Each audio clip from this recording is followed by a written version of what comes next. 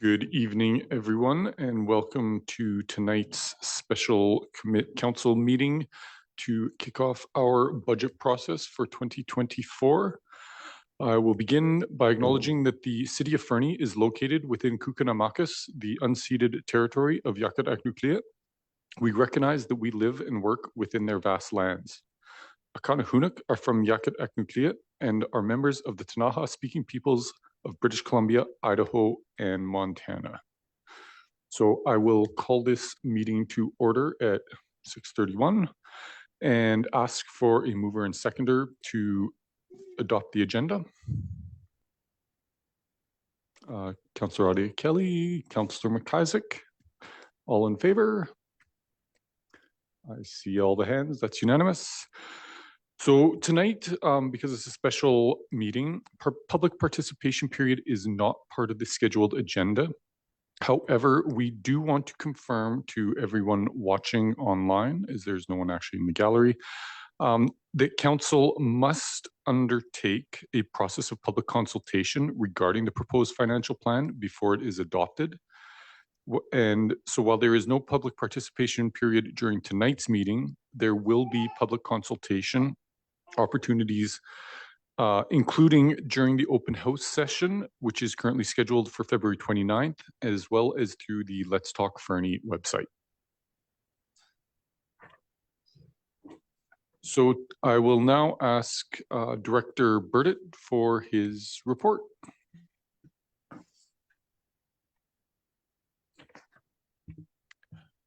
Thank you, Deputy Mayor Hamilton. Good evening, Council.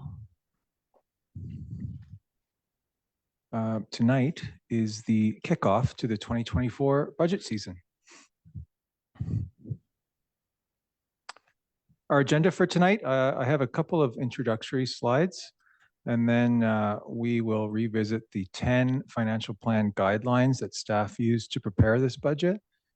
These guidelines were presented to Council in August of last year. Then I have a slide on some of our opportunities this year, but also some significant risks that we face. And lastly, I will close with a high-level slide that summarizes our significant changes from last year, both in terms of increased revenue and increased costs. This slide also has our initial budget shortfall number, all of which we'll be getting into much more detail next week. But first, just a quick note on process. Tonight's meeting and also the 2 meetings next week are meant to be information sessions. Staff is not seeking direction from Council during any of these 3 initial meetings, or at least not seeking specific direction on a specific resolution to adopt a financial plan. They're purely to provide Council with budget information to support Council in reviewing the financial plan, engaging in dialogue and discussion on the budget, and then providing additional direction as required. Staff will be seeking specific direction on a tax rate bylaw on March 19th. As for the budget presentation schedule itself, again, tonight, a kickoff and intro. Next Wednesday will be our more heavy detail meeting, operating budget and capital plan. This is when we'll be getting into more of the detail that's in your binders that I provided yesterday. And so if you haven't had enough time to go through it all, you still have a week before we'll be getting into that detail. Again, next Wednesday, we'll be looking into our sources of revenue, our departmental expenses, our 5-year capital plan. And I'm also going to attempt to classify the expenses for Council a little more deeply in terms of specific service levels. Next Thursday, which is the 22nd, I'm calling that meeting a bit of a drill down meeting. If over these first 2 meetings, Council asks a question that needs a little more investigation from staff, we can either, at the point of that question, have a quick recess to give us time to provide an accurate or thorough answer, or it can be tabled and brought back to Council at this Thursday meeting. If Council would like to explore a specific change in service level, or perhaps explore the impact of not doing a particular project, we can make note of this and bring it to the meeting on the 22nd. Also, the 21st will probably be a big meeting, and if it ends up running too late and people are getting tired or whatnot, we can always choose to finish the presentation on the 22nd as well. The point is, last year we had 2 council meetings before public open house, and this year we have 3. And so we may get through the meeting on the 21st and decide we don't need the 22nd meeting, which is ultimately up to council. And then the 29th, as Deputy Mayor Hamilton, already said, is the public open house, which is scheduled to be here at the Senior Center at 6:30, Thursday the 29th. And then March 19th will be a recap of everything that was presented to council, summary of public input, and further discussion and official direction around a tax rate for 2024. If direction is provided to staff to change something in the budget during these first 3 meetings, we can do that and bring the amended package to the open house. But there will still be further opportunity for council to make changes on March 29th before the bylaw is brought forward. And then finally, there's 3 meetings for readings of the bylaw with adoption scheduled for April 16th. Which then you may ask, why April? Isn't that quite a bit late to be in the year to be adopting a budget for that year? And while that's a good question, keep in mind municipalities actually have to adopt a 5-year financial plan bylaw, which is exactly what we did last year. So as we're here tonight discussing this year's bylaw, we do already have a bylaw in place from last year that gives the city legal authority to continue its operations into the next year before next year's budget bylaw is adopted. The provincial deadline for budget bylaw for a municipality to be adopted is May 15th. Also, this time of year is a fairly common time of year for a lot of municipalities to be doing their work on their budget. And you can always find more details about the obligations of a municipality's financial plan in section 165 of the community charter. And so I'd like to move into the guidelines that were presented to council in August. But first, this slide is a very quick summary of our main driving guidelines from the 2023 budget cycle. A lot of these guidelines are still relevant for this year, though some we've made significant progress on, such as service level has now fully transitioned back to pre-COVID. Excuse me. And in some cases is higher than pre-COVID, which I'll get into in a later slide. And I just wanted to have this slide as a refresher for council, because this year we've adjusted the way we've approached our budget guidelines as they were, as I mentioned earlier, presented in a separate report that came to council in August. That report in August detailed 10 guidelines that staff used in the preparation of this year's budget. And the first of those 10 guidelines was focused around the council strategic plan.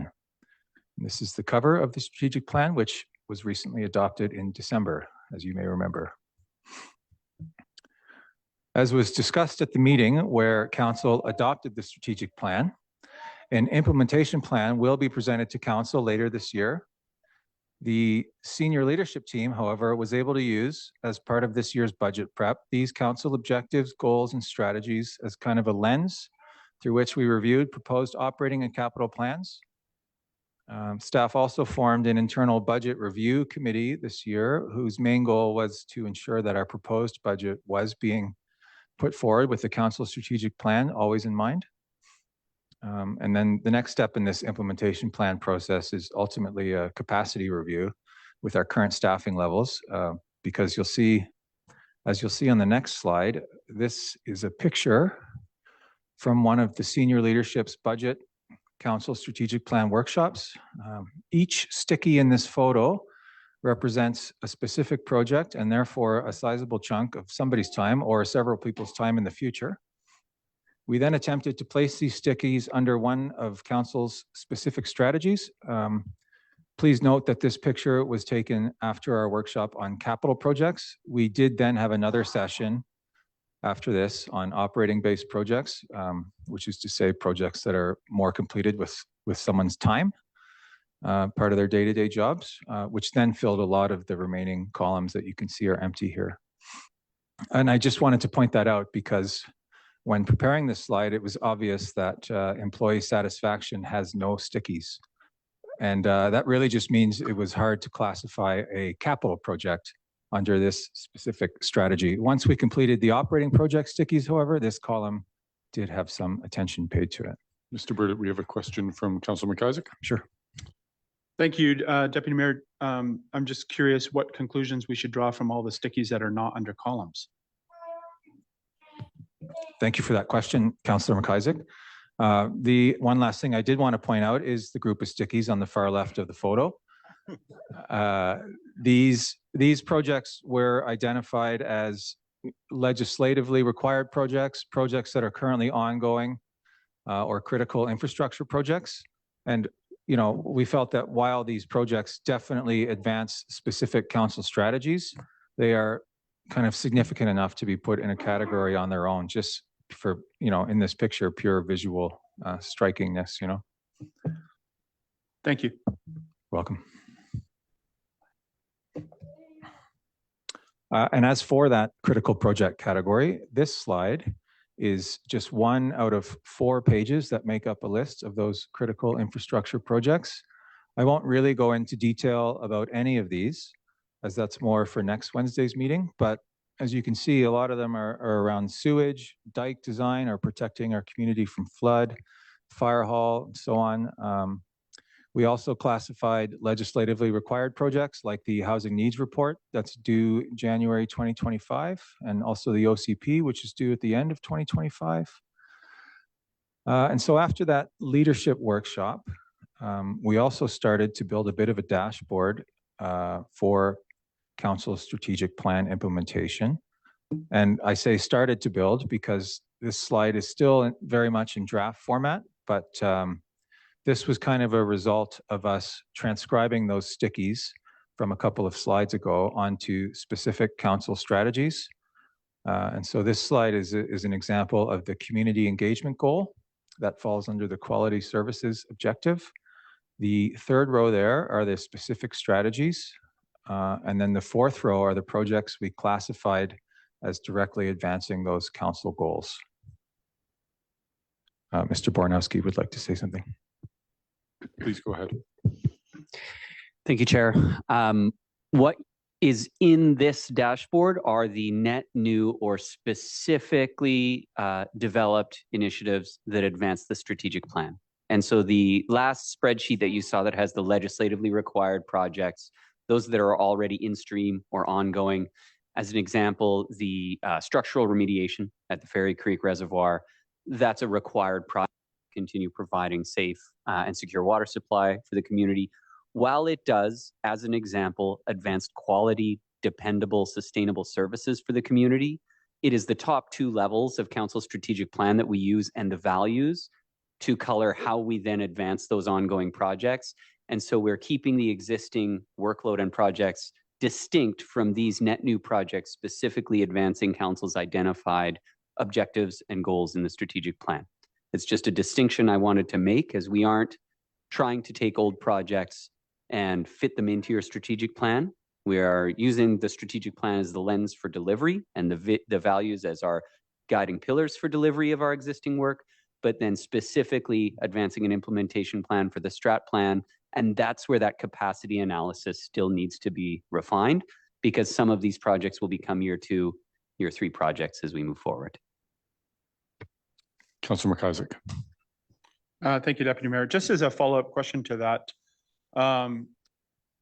knowing that there are a series of projects that are not specifically going to be put into the strategic plan, that are off to the side, critical, et cetera, just wondering if over the course of the budget process, if we'll have a specific session on those for council to have a discussion about that, just to ensure that while they may not fit neatly into one of the current categories and so on, they're definitely something that council understands and wants to ensure there's continuity and that sort of thing. So is that planned? Thank you, Councillor McIsaac. Yes, it is. The capital portion of next Wednesday's will split all 4 of these categories, and then we'll go through it like that. Thank you. Thank you. And then this next slide is an example of the livable community objective. There's not much to say here. Again, it's still in draft form like the slide previously, but I will leave it up for a few seconds.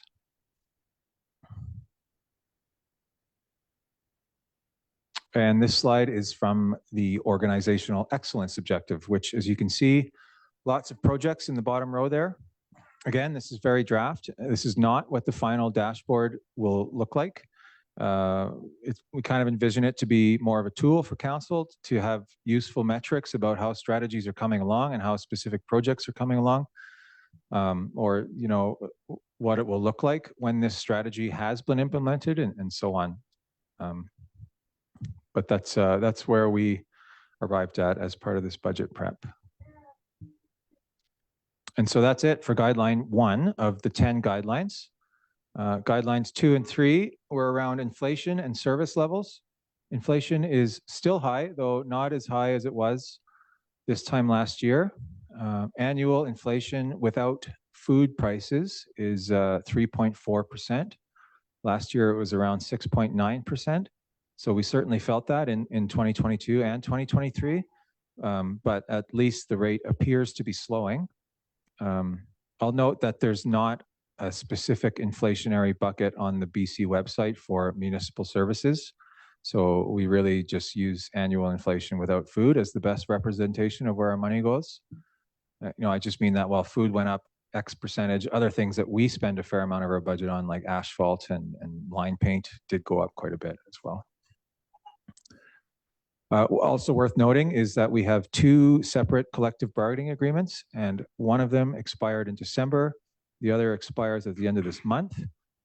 We also have an exempt compensation policy, which is phasing manager and director pay over several years towards the average salary among comparators for similar positions. Guideline 3 was service levels. And again, this budget was prepared based on existing service levels, noting that recreation facilities specifically are now fully back to pre-pandemic service levels, specifically the pool and arena. And then in-person services, there's a point there about them being at and beyond pre-pandemic levels, such as having the council meetings here and in person and online, in-person engagement, etc. Guideline 4, staffing in this year's budget is based on existing service levels, which is a change from the prior 2 years. We did have some extra positions in the last 2 years.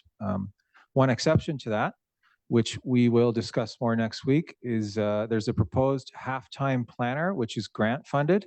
The intent of this person is to help the planning department meet the legislatively required obligations that just came out. There's the housing needs report due in January 2025 and the OCP amendment. And we did receive a grant for $176,000 specifically for municipalities to meet these deadlines.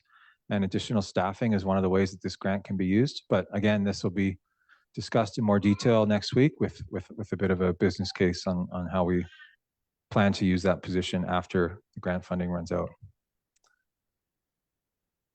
Guideline 5 talked about efficiencies. Last year was our first year with a full staffing complement, and the next few slides detail some obvious savings that we've been able to achieve going forward.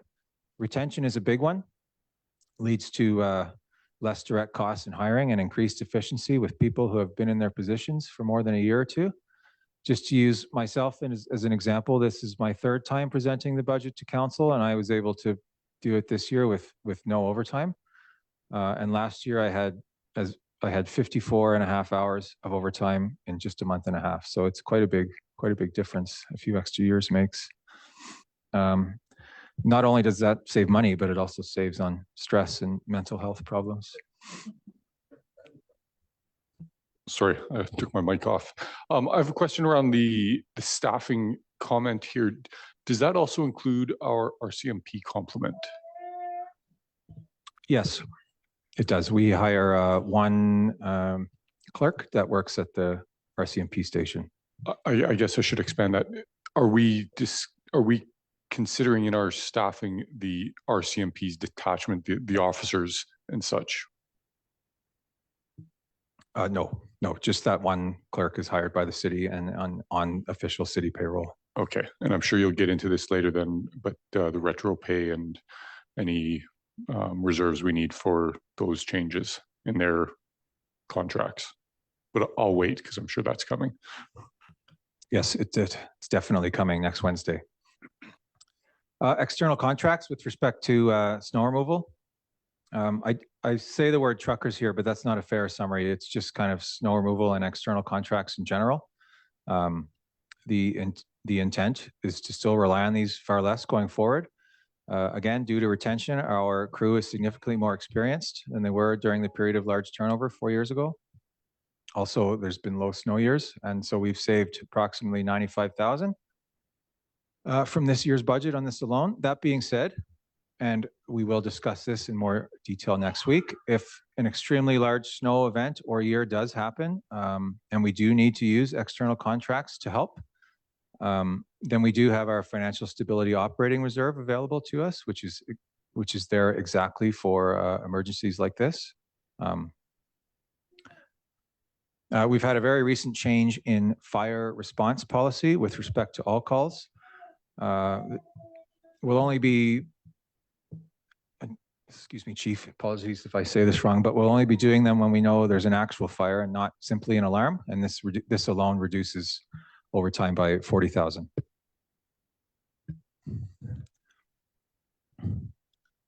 Our procurement process is getting better. The year 2 budget amendments that we've done the last 2 years are working well, allowing us to purchase bigger items earlier and actually have them delivered and secure the best prices. This one might be surprising, but utilities are actually trending down this year. And I think that's mainly because of the switch to LED bulbs that we've been doing over the past 3 or 4 years, is saving on electricity costs. The engineering time is spending more time in advance designing projects and getting them shovel ready, which was kind of a lesson learned from the annex paving RFP last year. We're going to do our design a year early to help us get the RFPs out the door well in advance and help us to secure better prices. And it also helps with applying for any grants available for these projects. Planning department has been conducting weekly application review meetings between departments, which reduces referral time and reduces back and forth with permit applicants.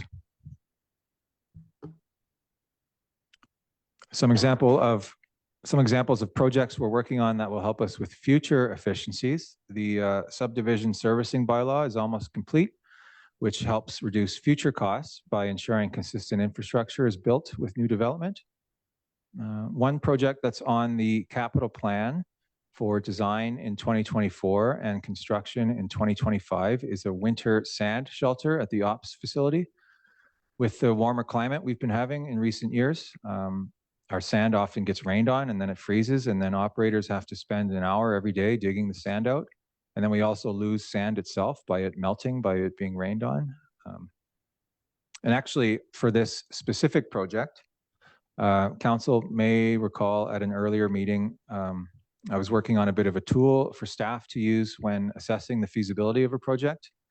We call it a cost-benefit tool, and it kind of looks like this. It's pretty basic. You can put in initial cost, useful life, annual savings, which in this case for the sand shelter is operator time and lost product. And you plunk in an interest rate and discount rate, and the sheet will return how many years it takes to pay itself off, which in this case is 8. The problem with a tool like this is that, fortunately or unfortunately, being a service-based organization, there's not many capital projects that generate direct income for us. So we don't have this sheet for absolutely every project, but we do have them for certain projects. And so during our capital meeting next week, Council, if you would like to see this sheet prepared for a certain project, I may already have it, but please feel free to ask, and we'll have this available for your information. And so that's a summary of efficiencies, though it does remain a key focus for staff moving forward in everything that we're doing. Guideline 6 was around our funding levels for our community partners, by which I mean the museum, library, art station, Chamber of Commerce, and this building, the Senior Center.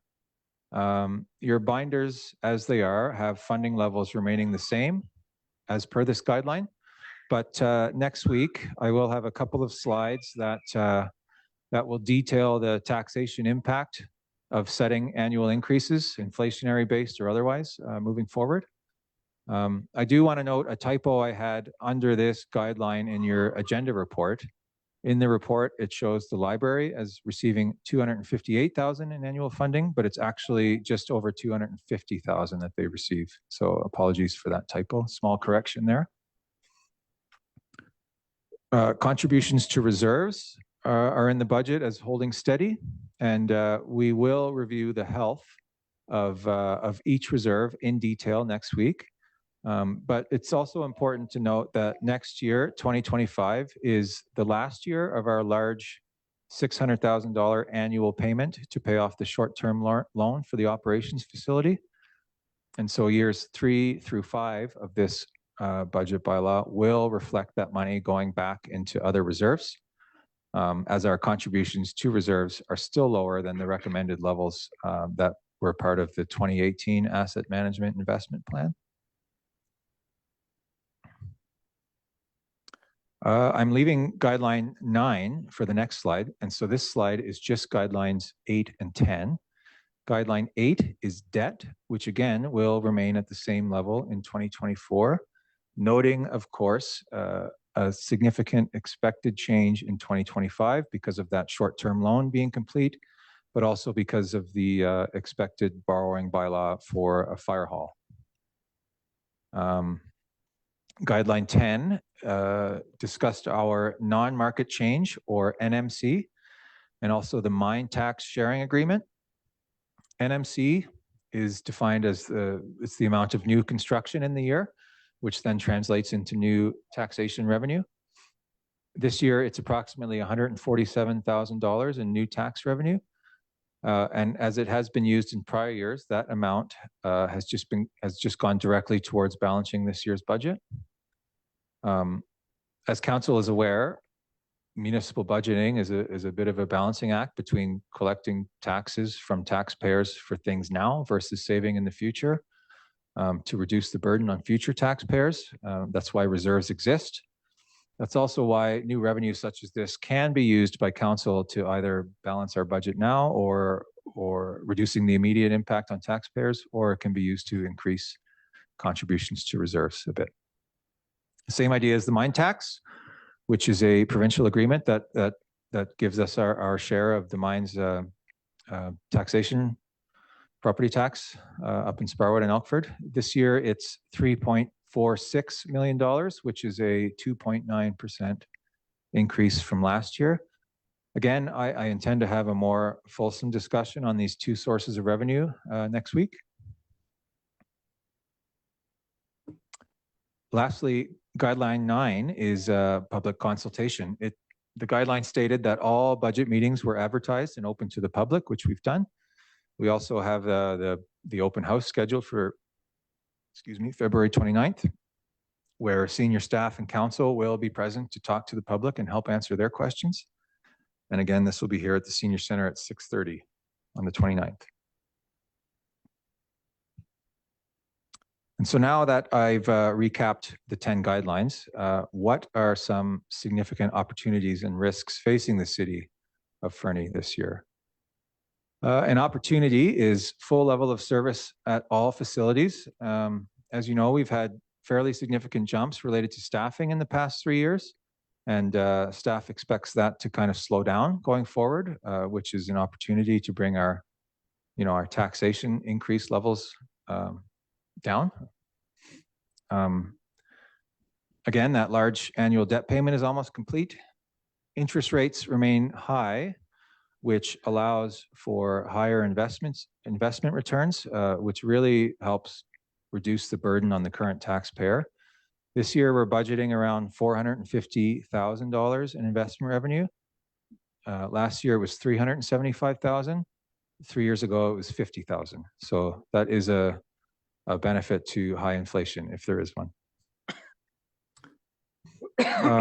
What are some major risks? I bring up the mine tax here again.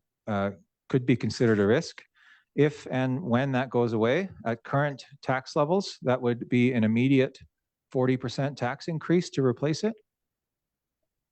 Our reserves are slowly climbing, but I would say they're still low. And They've been sufficient enough to fund our smaller capital projects since I've started the city and various improvements, but they still remain insufficient for our larger projects, such as the fire hall. We will most likely have to borrow for that. There's the potential sewage treatment upgrade that will also likely require additional funding above what's in our reserves. Next on the list here, and I said this before, but inflation remains high. As also previously mentioned, we have 2 expiring collective bargaining agreements. Current trends in provincial and national contract negotiations suggest higher increases there. Our water source up at Ferry Creek is still being assessed, and all of our facilities are still quite old and remain a significant risk of replacement. And so lastly, here is our preliminary shortfall for 2024 and some of the increases to costs and revenues that contribute to that. It's just over 550,000, which last year our shortfall was 580,000. So it is a bit lower than last year, and then this specific number translates to a 6.33% tax increase, and last year it was around 6.8. And again, we'll get into this in more detail next week, and there will be some options presented to council to have a look where we may be able to adjust certain service levels or perhaps delay certain projects.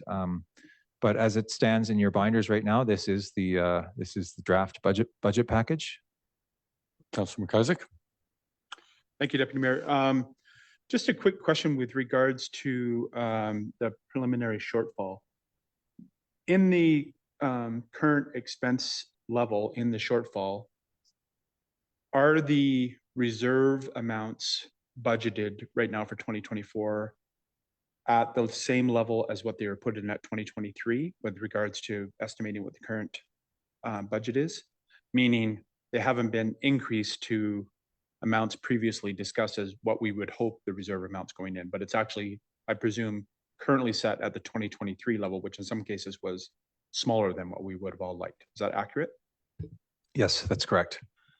And that also goes back to what I was saying about the mine tax sharing and the NMC. You know, we'll talk about it next week, but there could be a certain percentage of those increases every year that go into a reserve for future years. And I think we had discussed this last year, but you know, whenever this mine tax sharing agreement started, you know, imagine if we had put a certain percentage every year into a reserve. So that was probably the best time to do it, and maybe the second best time is now. Who knows? Follow Thank you. Yes, we did discuss that, and in fact, I think it floated the idea of what happens if we just take it from now on an investment. Apparently, what happens is we have a 40% tax increase, so that's a bit shocking. But I'm just wondering, throughout the course of this, will the tools at hand be flexible enough for council to do a bit of what if scenarioing at the time? Like if we were to say, I'm just throwing out an example, what if we took $1 million from the mine tax every year and invested it? What would that look like from an investment return? And what would that look like from a tax increase on a year in, year out basis until there's equanimity? Will we have a little bit of flexibility to play with that? Yes, absolutely. I specifically on the Thursday, the 22nd, you know, I'll have my spreadsheets ready to go. I have them ready to go now, but and any changes can immediately generate the immediate tax impact, but also yeah, I do have tools on investments. You know, there was that loan calculator I provided to council a month ago, similar tool to that, and we can look at where a contribution like that would result in 20 years from now and 10 years from now. Thank you. Welcome. Mayor Milligan. Thank you. Brendan, I just wanted to, or sorry, Director Brendan, I just wanted to check one of my assumptions here. On that slide that just disappeared, the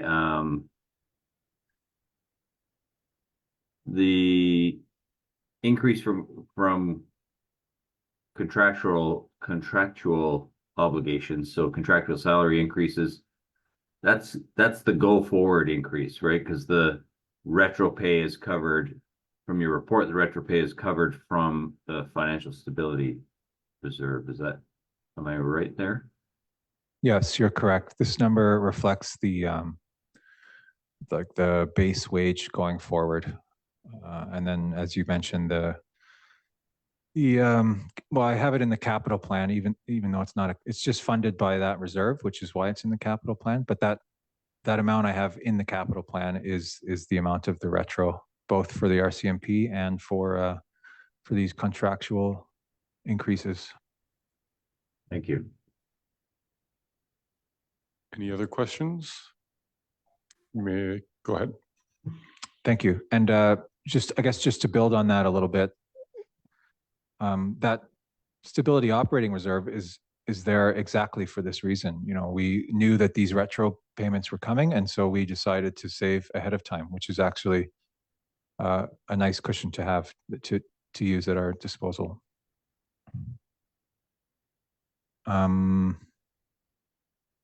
Okay. So, and then I would also just like to add, for some context, that 6.33% is one of the lower increases I've seen from municipalities in BC that have reported their increase so far. And so that's not to be lost. And then, so just to run through a bit of these lines, I mentioned earlier that we were transitioning to pre-pandemic service levels, and we've done that specifically at the arena and pool. So as a result, there's more user fees coming in, which amounts to about 183,000. But that also means more staff required to bring that extra user fees in. So it's not additional income by any means. We do still lose money for every hour we're open at most facilities. NMC is there, the non-market change for 147,000. Savings on external contracts, as I mentioned earlier, is there at 110 in total. EVP TSA is that mine tax sharing agreement. The increase this year is 99,000. Utilities we talked about showing as a $10,000 savings, and also investment revenue increase. Major cost driver is our benefit increases. Specifically our extended health benefits have skyrocketed this year and last year. It was roughly 15% this year. But it is offset a bit by another reduction in our workers' comp rates and premiums, which is another huge win for our safety department and the work that they're doing. Contractual salary increases, again, are an estimate because we don't have our two agreements ratified as of now. And the new position there is that half planner position, which I mentioned earlier, which we'll talk about next week. Computer support is another big increase, but there is an optional component here from our IT service provider that's worth around 70,000 that I will discuss in detail next week for council's discussion and deliberation. Excuse me. Insurance went up, but not as much as prior years. That's only about a 3% increase. And prior 2 years, it's been around 10.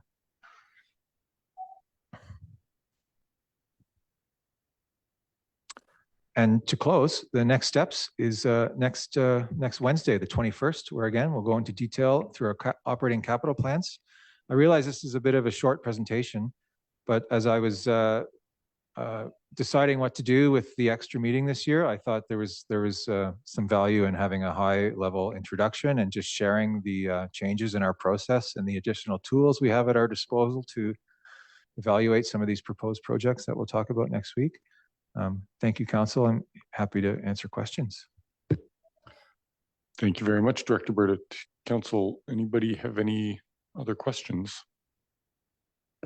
Councillor Audia-Kelly. Thanks, your Deputy Mayor Worship.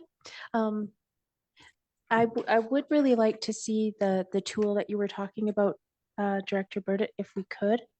Councillor McIsaac also referenced us being able to play around with some options. So that'd be awesome if you would bring it. It'll be here. Thank you. Mayor Milligan. Thank you. Just a couple of one process question, Director Burdett. At the end of the agenda, or at the end of your report, there was two attachments: draft dashboard and in-stream and required projects. And did I miss something? Like, were they not included or were not meant to be included? I apologize for that, Mayor Milligan. We actually kind of last minute decided to remove those and include them in the presentation instead. So those were just the 4 slides I showed around council strategic plan. And I just forgot to remove the attachment piece at the bottom. Apologies for that. No, not at all. And just one other quick question while I think of it. The 49,000 for the 0.5 position, is that not funded from the 176,000 that we got from the province? Yes, it's grant funded. Okay.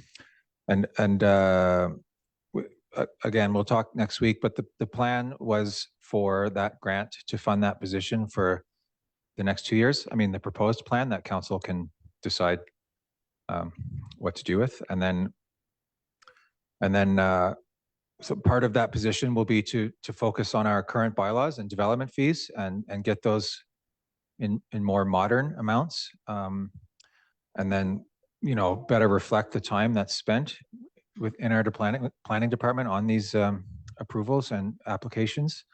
And then after the grant money runs out, essentially, like I'm going to have a business case presented to council that'll detail the amount of expected increased fees and how that will fund that position going forward after the grant runs out. Thank you. Councillor Shoesmith. Thank you, Your Temporary Worship. Nothing high level here, just haven't even fully plowed through this yet, but short-term rental fees and business license fees. What's with that? I was kind of looking 15,300 budget 2023, 300 actual. I'm just curious is all.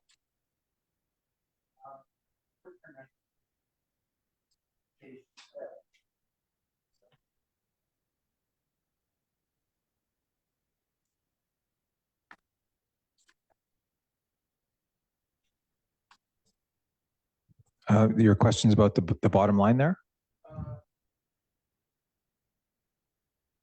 No, about the short-term rental fees and the business license fees, the change between the budget and the actual and just the variation there. 2022 budget of 2,000, 2023 of 15,003, actual estimate of 300. I just was kind of reading through and I kind of raised my eyebrows at that. Yeah, thank you for that. So with respect to actuals, and I actually intended to make this note, but our year end is still underway. So there's still a lot of outstanding entries. But that specific actuals, the 12,800 is our interlicense business fees, which we sell for businesses to conduct businesses in the Elk Valley. And then that money gets shared with Sparwood and Elkford. But the budget for business licenses in general is kind of lumped in with the second line there, the 78,000, noting that the actuals there is quite a bit higher, and that just reflects a couple of things. It reflects a growth in our businesses this year. We sold more business licenses than past, but also it reflects kind of the work that's being done with Granicus, that short-term rental software, where they're policing illegal short-term rentals and then making them come in and buy business licenses. Yeah, I hope that helps answer. Yeah, thank you. I just couldn't for the life of me understand it. So thanks for that. Councillor Nixon. Thank you, Deputy Mayor. It's funny because I couldn't find the lower hand, I couldn't find the raise hand thing at all. That's how long it's been since I've used Zoom. Now I'm just linking the two last night's meeting with the citizen satisfaction survey, and one of the considerations is consider prioritizing supports and programming for low income and young residents. I'm just wondering if we have data for our aquatic center on our for the, you know, our recreation services, if we have data granular enough so that we could take that into consideration, linking the two, just so that we could understand if there's a major budget, like for younger residents under 18, if there's an opportunity to give them access to the pool and to the arena for free. Just wondering if there's an opportunity for looking at that, you know, the dollars for that. That wasn't a great explanation. I have it written better.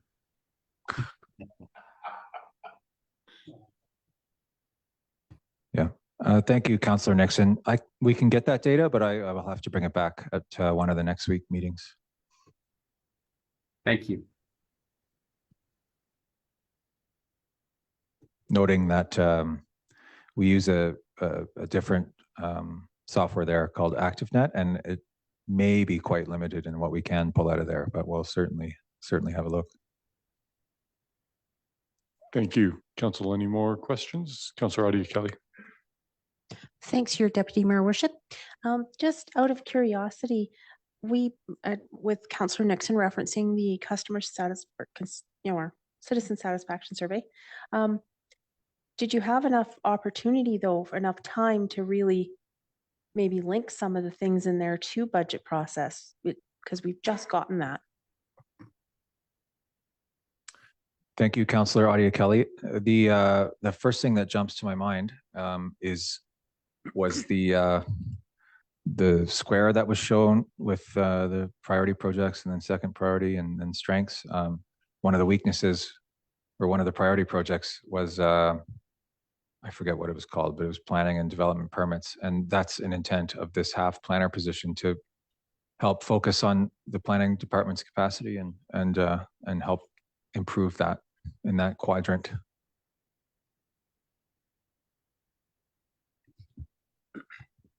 As we work through that very high level dashboard in the coming meetings and then weeks and months, you'll see the preliminary findings which we received while they were developing that presentation were considered.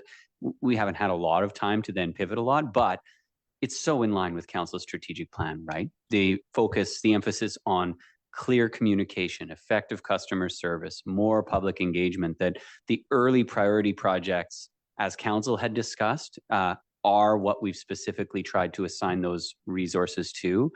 We have to do some capacity analysis coming out of this, but you know, as an example, that IT support enhancement that is proposed is specifically to deal with critical business systems to bring us up to current standards and practices.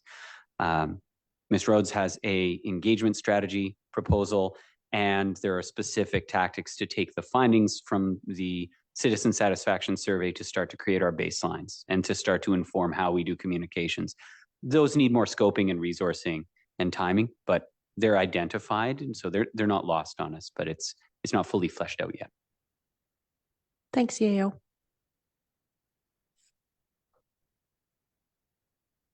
Anything else, Council? Anything else from staff? No, nothing for me. I'm looking forward to next Wednesday. Yeah,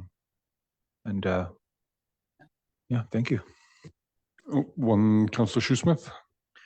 Not a question, just a statement that the process we're using this year feels a lot better. I feel like we'll be able to do this justice.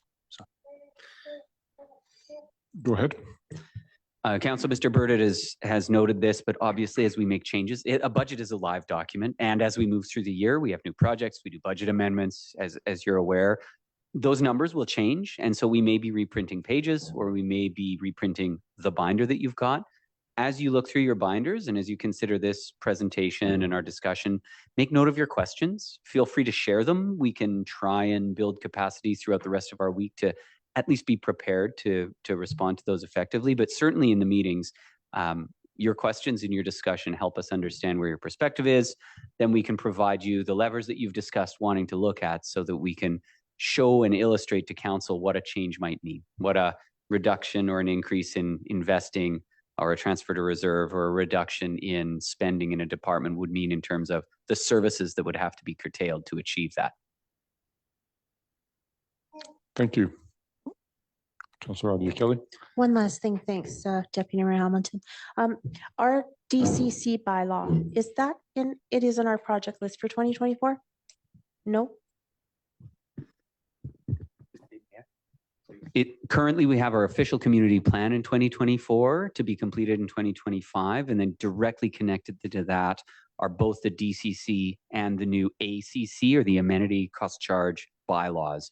But they will depend on our community's plans for growth and density, so that we can then do some modeling updates to then inform what the new projects are, to then inform the DCC rates. So they are direct follow-ups on the official community plan. You will find them noted on page 26 of your binders, and they will be discussed when we get to the major projects.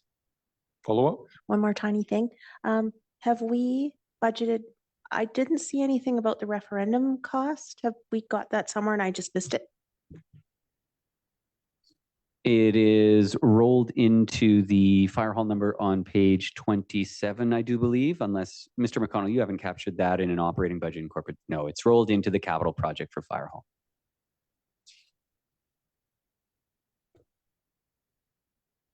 Thank you.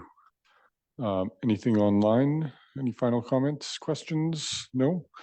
All right, then if there's nothing else from council, we will adjourn this meeting at 7:22.